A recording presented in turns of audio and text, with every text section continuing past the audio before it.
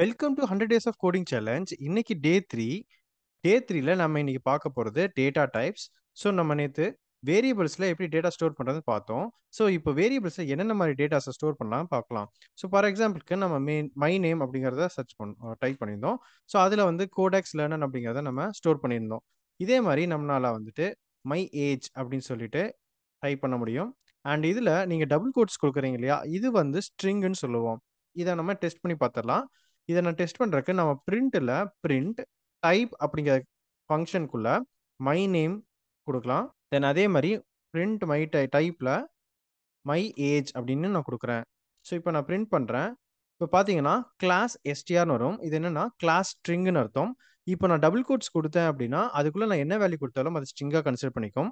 In case நான் வெறும் numbers மட்டும் கொடுக்குறேன் அப்படின்னா அது இன்டீஜராக கன்வெர்ட் பண்ணிக்கும். So integer. ஸோ இதே மாதிரி எனக்கு நிறைய வேல்யூஸ் வந்து என்னால் கொடுக்க முடியும். For example feet equal to 1.5 நான் கொடுக்குறேன்.